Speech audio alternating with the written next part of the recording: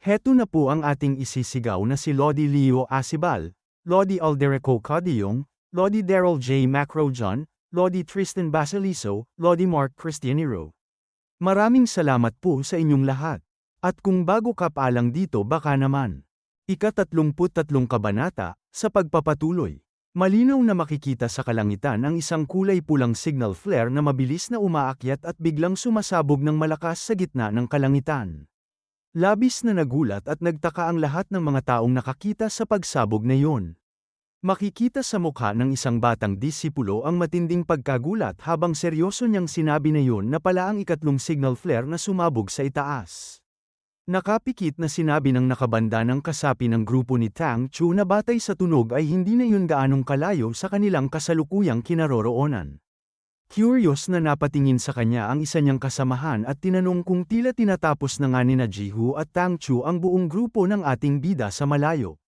Masayang napangiti naman ang lalaking nakabandana, marahil ay buo ang paniniwala niyang tuluyan ang natalo ni Jihu at Tang Chu ang buong grupo ng kaaway. Nanatiling tahimik lamang si Lady Namgong sa kanyang pwesto, habang nananatiling seryoso at alerto ang kanyang matatalim na tingin sa madilim na paligid. At pagkatapos ng ilang sandali ay seryoso niyang sinabi sa dalawa na may naramdaman siyang masamang pakiramdam para sa dalawa nilang kasamang naglakbay. Agara namang napatingin sa kanya ang lalaking nakabandana at sinabing huwag na sana siyang masyadong mag-alala dahil hindi naman ganun kalakas ang ikapitong pangkat. Dagdag pa nito habang hinawakan niya sa balikat si Lady Namgong na mas magandang maghintay muna sila rito habang matagumpay na tinatapos ng dalawa ang laban. Agad na tumugon si Lady Namgong na pumapayag na muna siya sa mungkahi nitong maghintay sa kanilang pwesto habang wala pa ang dalawa nilang kasama. Tahimik lamang na nakatingin sa kanilang lahat ang babaeng referee habang nakahalukip-kip sa isang tabi at pinagmamasdan ang paligid. At pagkatapos ng ilang sandali ay bahagya itong napangiti ng lihim at sinabi sa kanyang isip na patindi na ng patindi ang mga nagaganap na labanan. Mabilis na makikita ang mabilis na anino ng grupo ng ating bida habang mabilis silang tumatakbo sa loob ng madilim at masukal na kagubatan. Nang bigla nilang marinig ang mga kakaibang kaluskos sa paligid, agad silang napatingin at naging handa sa anumang posibleng pag-atake ng kalaban. Mabilis na napasabi ang nakabandana na may isang grupo na mabilis na lumalapit ngayon sa kanilang pwesto. Masayang napasabi rin si Lady Namgong na siguradong sina Jihu at Tang Chu na ang mga dumarating na yun mula sa kanilang laban. Ngunit nang mamataan niya ng malinaw ang mga dumarating, agad siyang nagulat nang makitang apat na hindi kilalang tao ang mabilis na papalapit sa kanila. Agad na mabilis na naghanda ang mga ito nang makitang hindi ang mga kaibigan nila ang dumarating mula sa kagubatan. Nagtatakang sinabi ng isa sa gilid kung bakit apat na tao ang mabilis na lumalapit sa kanilang pwesto sa mga oras na ito. Napasabi rin ng nakabandana habang nagtataka at nagmumura sa galit kung ano na ba talaga ang totoong nangyayari sa labanang ito. Dagdag pa ni Lady Namgong habang mabilis na binubunot ang kanyang espada mula sa kaluban na hawakan na nila nang mahigpit ang kanilang mga espada. Sobrang seryoso ang mukha ng tatlo habang napasabi sila na nangangahulugan lamang ito na ibig sabihin, hindi sina Jihu at Tang Chu ang mga yon. Agad na mabilis na tumalon ang grupo ng ating bida papunta sa kinaroroonan ng tatlo upang mabilis na sumugod sa mga ito. Pagkababa nila sa lupa, agad silang naghanda sa kanilang pormasayon upang makipaglaban sa natitirang grupo ni Tang Chu. Samantala, matagumpay na nakabalik na ang ating bida at agad na nagtago sa likod ng isang malaking puno habang nakangiti ng may katwiran sa sarili. Sinabi ni Tang Jin habang nakatingin sa kanila na tulad ng kanilang orihinal na inaasahan, nakatipon at naghihintay nga doon ang natitirang mga kalaban. Makikita naman ang matinding pagkagulat sa mukha ng mga kalaban habang nakatitig sila sa apat na disipulong nakatayo sa kanilang harap. Napasabi ang isa na hindi talaga siya makaniwalang nagawa nilang marating at mahanap ang pwestong iyon ng napakabilis. Dagdag pa ng lalaking nakabandana na ang apat na yon ay mula nga sa kilalang unit ng Fierce Dragon. Seryosong napasabi naman si Lady Namgong na ibig sabihin ay tuluyan na ngang natalo ang dalawa nilang pinakamalakas na kasama sa laban. Masayang sinabi naman ni Hamin sa kanila na tama ang kanilang naging hinala at naipadala na nga nila sina Jihu at Tang Chu pabaon sa ibaba ng bundok. Maging ang tatlo ay labis na nagulat sa kanilang narinig na balita mula sa mga miyembro ng ikapitong pangkat. Napasabi si Lady Namgang na napakahirap paniwalaan na imposibleng matalo si Ji Hoo nang ganun na lamang kadali sa isang laban. Napasabi rin ng nakabandana na tiyak na ginamitan nila ng patibong at tulong-tulong na pag-atake ang kanilang kasama para lang manalo. Napasabi naman si Tang Jin na bagaman naiintindihan niya ang kanilang matinding pagkagulat, sadyang mas magaling at mas handa lamang talaga sila ngayon.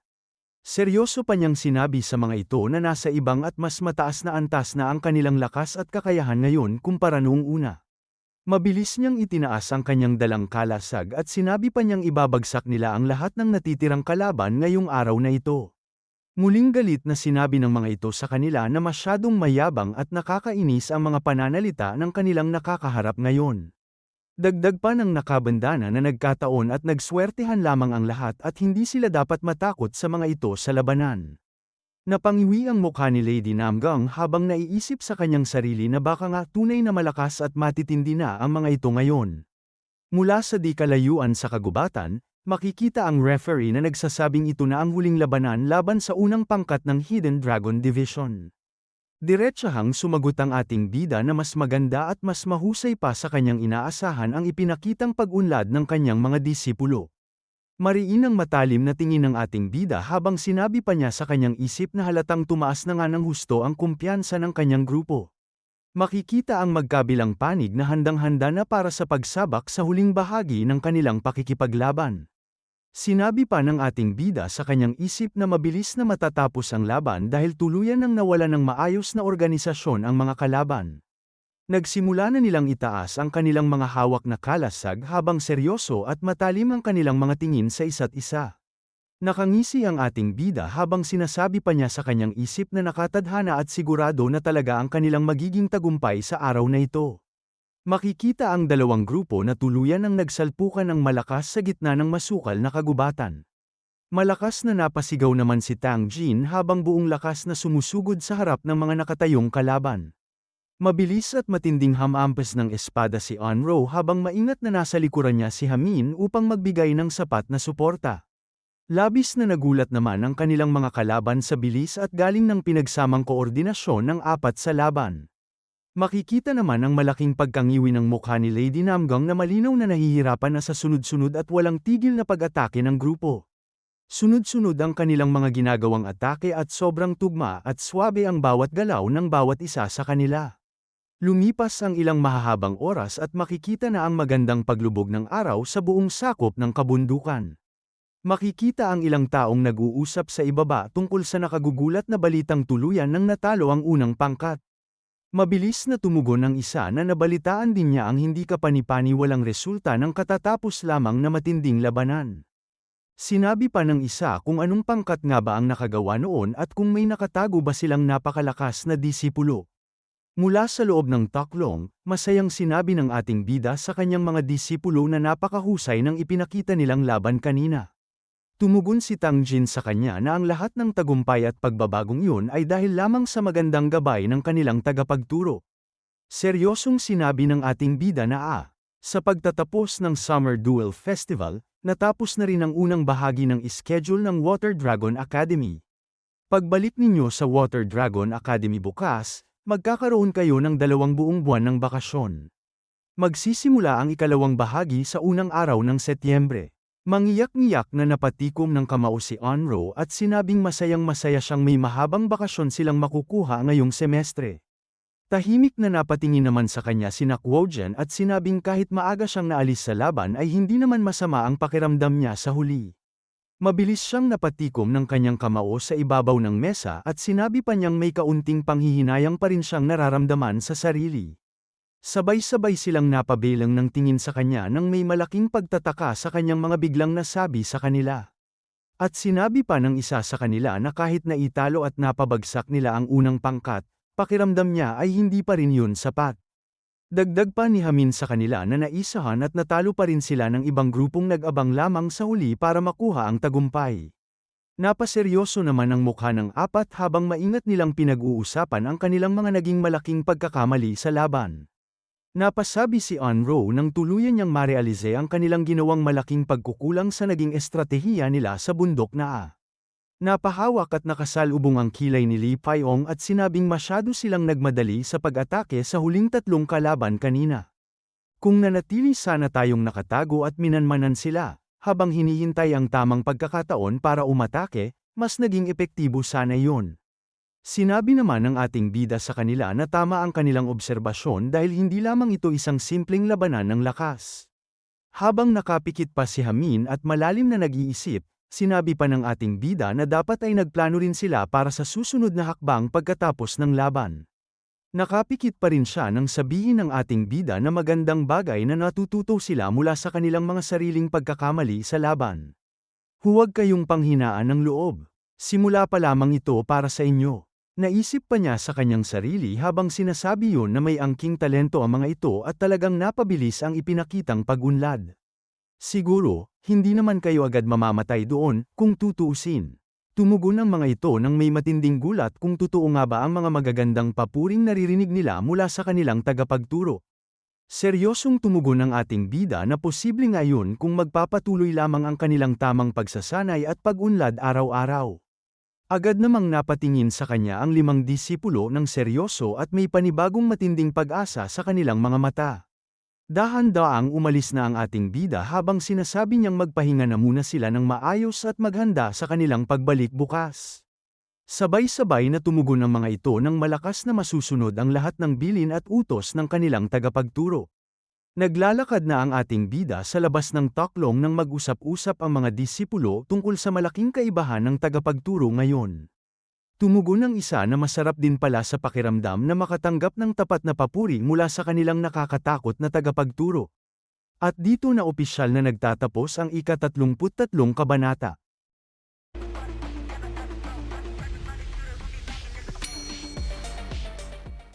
Ika-34 na kabanata, sa pagpapatuloy.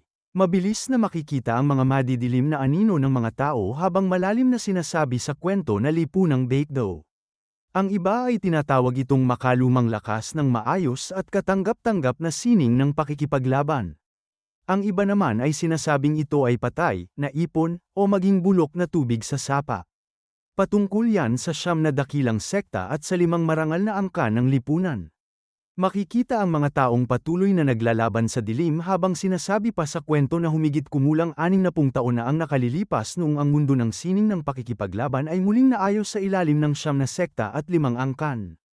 At ang 2 pangkat na yun ay mabilis na nagsama bilang isang malakas na koalisyon. Ang naging pangunahing dahilan nito ay dahil sa mabilis na pag-usbong ng demonyong kulto, ng kulto ng dugo, at ng mga bagong banta mula sa tinatawag na 8 umuusbong na paaralan. Dahil doon, formal na nabuo ang lipunang Baekdo. Isang mahalagang pagtitipon ng lipunang Baekdo ang kasalukuyang ginaganap sa isang lihim na silid sa loob ng alyansa ng katarungan.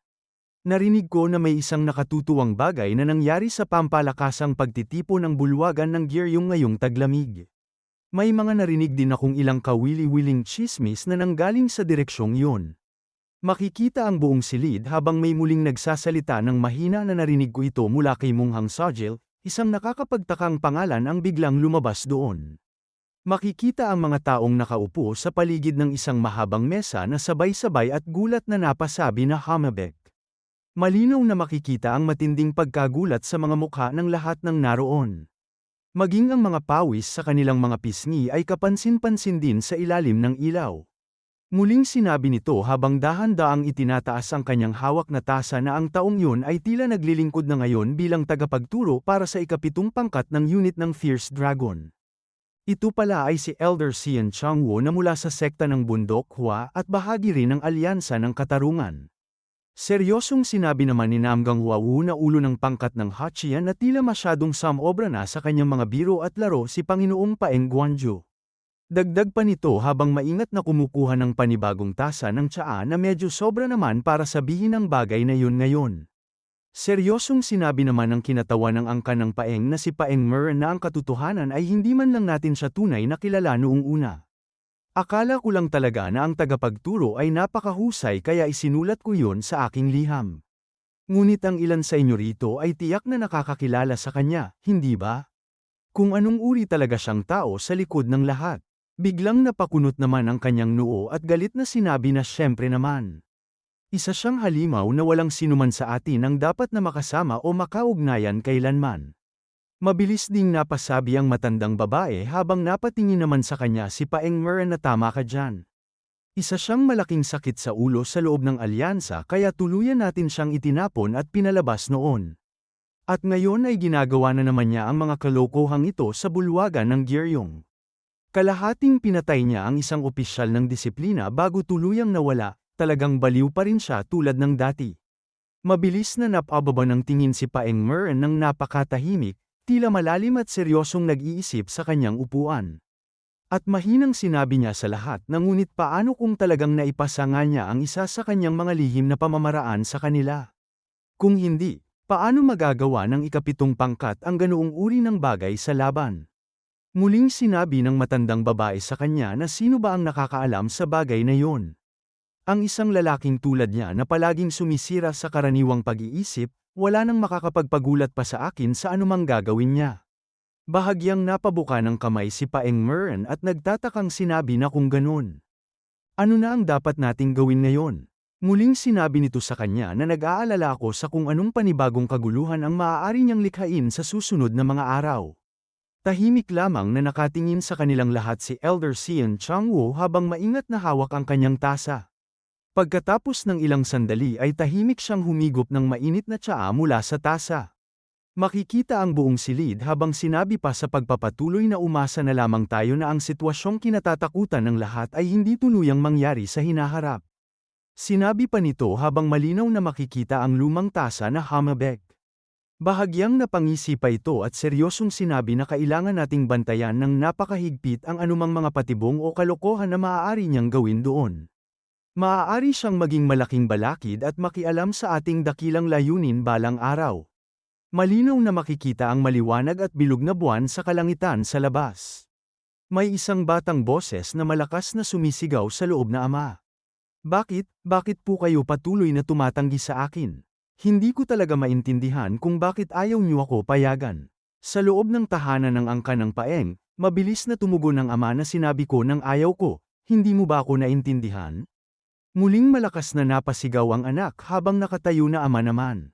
Pagkatapos ng sigaw na yun ay isang napakalakas na paghampas sa ibabaw ng mesa ang biglang maririnig sa silid. Galit na sinabi pa ni Paeng Doyle sa kanya na sa tingin mo ba ay hindi ko alam ang tunay na pumapasok dyan sa isip mo. Galit na isinigaw pa ni Paeng sa kanyang sariling anak na siguradong natutuwa ka at naiisip mong nakakatawa na natalo si Namgang Jiho sa ilang mga bata mula sa unit ng Fierce Dragon. Huwag mong ipahiya ang iyong sarili gamit ang iyong napakahinang kasanayan. Manatili ka na lamang dito sa loob ng ating angkan.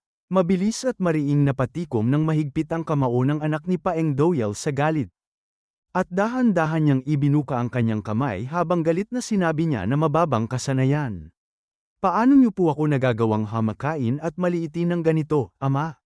Bakit hindi niyo man lang ako magawang pagkatiwalaan sa aking kakayahan? Siya pala ang panganay na anak na lalaki ng Panginoon ng angkan ng Paeng na si Paeng Gunho. Muling galit na sinabi sa kanya ni Paeng Doyle na sinasabi mo bang mali ang aking sinabi sa iyo? Mas kilala kita kaysa sa sinumang tao rito. Huwag mo na akong piliting sabihin pa ito ng paulit-ulit. Hindi ko kailanman papayagan ang gusto mo. Itigil mo na ang paggawa ng kaguluhan at bumalik ka na sa iyong silid ngayon din. Mabilis na natahimik ang galit na mukha ng kanyang anak sa narinig. At pagkalipas ng ilang sandali ay malinaw na makikita na napangiwi ito sa matinding inis. Isang may edad at marangal na matanda ang dahan-daang dumating sa kanilang kinaroroonan. Ito pala ang pinakapanginoon ng buong angkan ng Paeng na si Paeng Meryang, na nagtatakang nagsabi na ano ba ang mayroon sa maingay na kaguluhang ito sa gitna ng gabi. Agad na galak na napasabi ang anak ni Paeng Doyle nang makita siya na nuno. Napasabi rin ang kanyang amang si Paeng Doyle nang magalang na Ama, narito pala kayo ngayon. Mahinang nagsalita naman si Paeng Meryang habang nakatingin sa dalawa na ano ba ang nangyayari at kailangang magtaas ng boses ninyong dalawa ng ganito sa loob ng tahanan. Mabilis na nagsalita ang kanyang apo at sinabi na nagpapaalam lamang po ako kay ama na pumunta sa bulwagan ng Giryong para magsanay. Napasabi naman ang kanyang amang galit pa rin na ang pilyong batang ito na naman. Nagtaka naman si Paeng Meryang sa narinig at napasabi na sa bulwagan ng Giryong. Mabilis na napasabi naman si Paeng Doyle sa kanyang ama na Oo, bigla na lamang niyang naiisipang pumunta roon matapos niyang marinig ang balita tungkol sa batang Namgang.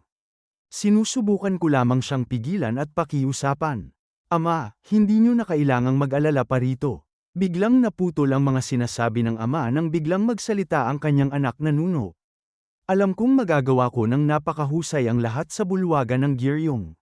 Mas magaling at mas malakas ako kaysa sa batang Namgang na yun, hindi po ba? Pakiusap, tulungan niyo po akong kumbinsihin si ama. Naiinis na napatingin ang kanyang ama na si Paeng Doyle at galit na sinabi na ang batang ito talaga. Dahan-daang hinawakan siya ng kanyang lolo sa balikat at ngumiti habang sinasabi na yun lamang ba ang dahilan. Narinig ko rin ang mga tsismis sa paligid. Ang batang Namgang na yun ay wala namang gaanong maipagmamalaki. Titiyakin kong mas magaling si Gunho kaysa sa kanya sa laban. Sang-ayon ako sa iyong balak. Masayang napasabi naman ang kanyang apo na sabi ko na nga ba? Kayo lamang talaga ang tanging nakakakita at nakakaunawa sa aking tunay na kakayahan. Nag-aalalang napasabi naman si Paeng Doyle na ngunit ama. Napatingin naman sa kanya ang maglolo habang nakatayo at sinabi ni Paeng Meryang na at saka, hindi ba't si Doyle naman ang kasalukuyang naglilingkod bilang pinuno doon sa bulwagan ng Giryong? Dahil ang iyong nakababatang kapatid ang mismong pinuno doon, wala akong nakikitang anumang problema sa kanyang pagpunta. Mariing napatingin si Paeng Doyle at seryosong sinabi gamit ang lihim na pagpapadala ng tunog na ayon sa lihim na ulat ni Doyle sa akin, ang taong yun ay naroon ngayon at kumikilos bilang isang tagapagturo ng mga bata. Tahimik lamang na napatingin si Paeng Meryang habang nakikinig sa lihim na mensahe. Nagtataka naman na napasabi si Paeng Gunho habang nakatingin sa kanila na bakit biglang naging napakaseryoso ng mga mukha ninyong dalawa sa harap ko. Makikita ang buong silid habang sinabi pa sa lihim na pagpapadala ng tunog ni Paeng Meryang na narinig ko na nasa ilalim siya ng mahigpit na kontrol ng alyansa noong una.